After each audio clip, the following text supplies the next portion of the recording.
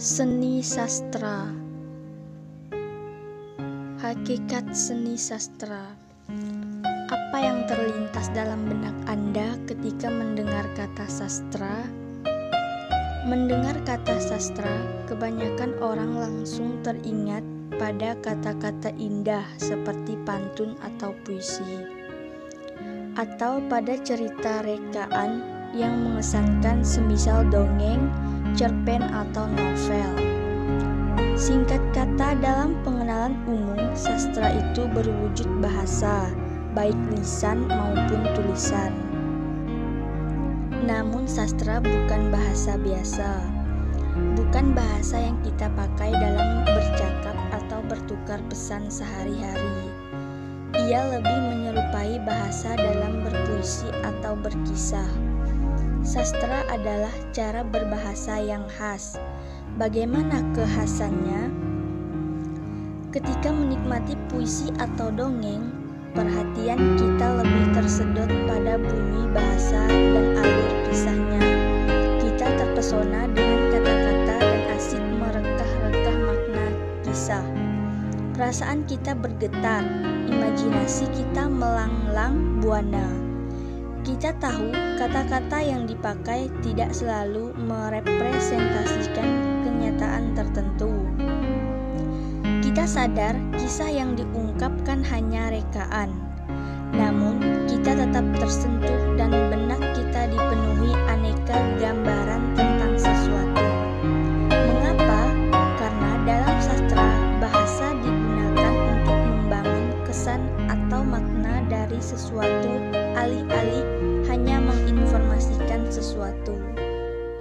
Mempertimbangkan penggunaan bahasa khas, maka Wallace dan Warren mengusulkan bahwa sastra lebih tepat disebut seni sastra, yaitu sebagai karya imajinatif.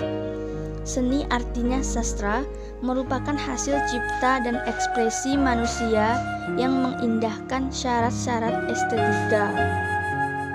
Dalam hal ini, sastra disejajarkan dengan seni musik, seni rupa, dan seni tari. Sastra menggunakan bahasa baik kata, frasa, klausa, dan kalimat untuk menyampaikan sesuatu dalam bentuk yang indah, menarik, mempesona, dan menyenangkan. Sastra disebut karya imajinatif. Apakah itu berarti sastra menyampaikan hal-hal yang bukan fakta atau di luar kehidupan manusia? Jawabannya tentu saja tidak. Sastra memuat kehidupan atau dunia yang dialami manusia. Sastra memuat reaksi utuh, pikiran, perasaan, dan daya hayal manusia ketika kesadarannya bersentuhan dengan kenyataan hidup. Sumarjo Saini menjelaskan demikian. Sifat khayal dari karya sastra merupakan akibat dari kenyataan bahwa sastra dicipta dengan daya hayal. Walaupun karya sastra hendak berbicara tentang kenyataan-kenyataan dan masalah-masalah kehidupan yang nyata, karya sastra itu lebih dahulu menciptakan dunia hayal sebagai latar belakang tentang kenyataan-kenyataan dan masalah-masalah itu direnungkan dan dihayati oleh pembaca. Kedua, karakteristik seni sastra. Hampir semua karya seni menggunakan bahan dasar peristiwa, pengalaman, perasaan, gagasan manusia. Dalam sastra, bahasa dasar itu diolah kembali oleh daya imajinasi, daya kreativitas, dan individualitas pengarangnya dan diungkapkan kembali menggunakan medium bahasa. Akan tetapi bahasa bukanlah media ungkap yang eksklusif untuk sastra saja. Komunikasi sehari-hari dan ilmu pengetahuan juga menggunakan bahasa.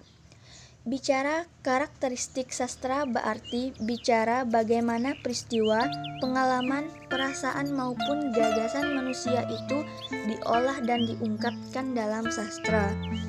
Ada beberapa karakteristik sastra yang dapat dikemukakan di sini, yakni estetis, konotatif, bahasa bergaya, dan ketidaklangsungan ekspresi.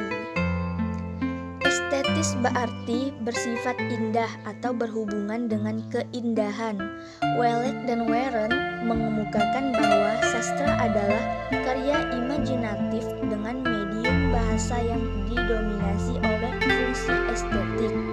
Itu berarti sastra menggunakan bahasa pertama-tama untuk mengungkapkan keindahan, baru kemudian menyampaikan pengetahuan atau informatif. Konotatif berarti arti kiasan atau tambahan. Sastra cenderung menggunakan bahasa yang memiliki banyak makna tambahan. Itu terjadi karena sastra ingin meningkatkan sesuatu, bukan hanya sekedar memberitahu. Sastra tidak hanya menyampaikan informasi atau pengetahuan atas sesuatu peristiwa, tetapi juga persepsi, perasaan, kenyaman, dan asosiasi pengarang terhadap sesuatu. Bahasa sastra tidak hanya mengungkapkan apa yang ada di benak sastrawannya, tetapi juga ingin mempengaruhi sikap pembacanya, membujuk dan bahkan mengubahnya. Sastra adalah kata berjiwa. Selanjutnya, bahasa bergaya. Sastra menggunakan bahasa untuk menimbulkan efek tertentu pada pembacanya. Pengarang ingin membuat pembaca melihat, merasakan, mendengar, bahkan melaksanakan apa yang dialaminya, dirasakannya, dipikirkan, dan diniatkannya. Untuk itu dibentuklah bahasa yang mampu menciptakan perasaan tertentu, gambaran tertentu, sikap tertentu, bahkan keyakinan, kehendak, atau tekad tertentu dalam diri pembacanya. Dalam karya sastra, setiap pengarang berusaha membentuk gaya bahasa yang unik, baru, dan asli. Eksplorasi tanpa batas ini melahirkan cara-cara ungkap yang baru, kreatif, bahkan menyimpang dari bahasa norma atau kaidah bahasa dan cenderung tidak familiar bagi kebanyakan orang. Ketidaklangsungan ekspresi. Sastra itu mengatakan sekaligus menyembunyikan sesuatu. Apa yang terlintas pada benak pengarang ketika menuliskan sebuah kata atau mendeskripsikan sesosok tokoh bisa bermakna lebih, bermakna lain, bahkan bertolak belakang dari maksud pengarang ketika kata atau sosok itu dibaca atau dipahami pembacanya. Kata rumput kering dalam sebuah puisi tidak hanya menunjuk pada objek yang dilihat pengarang, tetapi juga mewakili karakter manusia atau bahkan menunjukkan peristiwa sosial tertentu. Demikian pun deskripsi fisik tokoh tertentu tidak hanya mengungkapkan imajinasi pengarang tentang tokoh tertentu, tetapi juga mengungkapkan watak tokoh tersebut, bahkan sifat manusia atau masyarakat pada umumnya. Fungsi sastra. Penyair Romawi Horatius mengemukakan bahwa sastra yang baik harus memenuhi syarat dulce et utile atau kesenangan dan manfaat. Wallace dan Warren mengetengahkan tiga fungsi sastra secara umum, yakni fungsi menghibur, bermanfaat, dan fungsi katarsis. Dapat dikatakan bahwa setiap karya sastra memiliki fungsi rekreatif, fungsi didaktis, dan juga fungsi katarsis. Fungsi rekreatif. Sastra memberikan kesenangan dan hiburan. Hiburan sastra adalah jenis hiburan intelektual dan spiritual. Sastra menampilkan cerita yang menarik, memanjakan fantasi, membawa pembaca larut dalam kisah-kisah atau alur cerita yang telah dikemas dalam bahasa yang menarik. Pembaca sastra mengalami adanya kesenangan atau kepuasan batin karena terpenuhi kebutuhannya akan keindahan. Kesenangan karena terpenuhi kebutuhan ini tinggi daripada kepuasan batin karena memiliki handphone baru, mendapatkan indeks prestasi yang tinggi, atau mendapatkan pacar baru misalnya. Fungsi berfungsi didaktis. Selain menawarkan hiburan, sastra juga memberikan pemahaman yang lebih baik tentang hidup.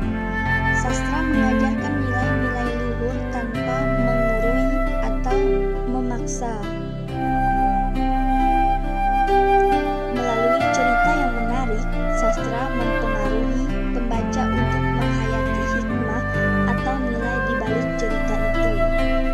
Sastra adalah alat atau sarana penanaman nilai-nilai kehidupan. Itulah sumbangan terbesar sastra bagi kemanusiaan. Bagaimana cara sastra menginternalisasi nilai-nilai kepada pembaca? Menurut Sumarjo dan Saini, sastra menginternalisasi nilai-nilai dengan memberikan pada kita penghayatan lebih terhadap apa yang kita ketahui. Pengetahuan yang kita peroleh bersifat penalaran, tetapi pengetahuan itu dapat menjadi hidup dalam sastra.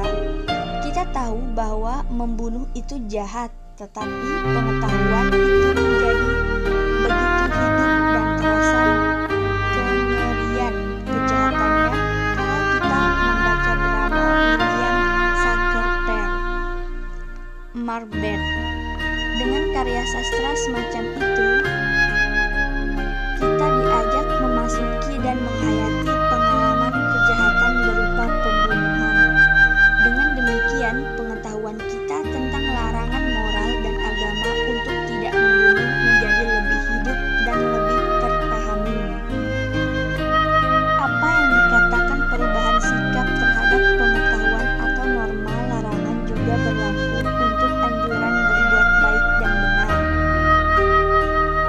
Sastra bisa membuat manusia jijik terhadap keburukan dan juga bisa membuatnya jatuh cinta terus-menerus pada kebaikan dengan cara mengubah nilai-nilai itu dari sekedar pengetahuan atau aturan menjadi sikap hidup.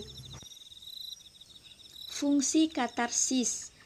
Katarsis berarti pembersihan atau pelepasan. Sastra membersihkan atau melepaskan pembaca dan penulisnya dari tekanan emosi. Bagi penulis, bersastra berarti melepaskan diri dari emosi itu. Bagi pembaca, emosi mereka sudah diberi fokus dalam karya sastra dan kemudian lepas pada akhir pengalaman estetis sehingga mereka mendapatkan ketenangan pikiran. 3. Genre sastra.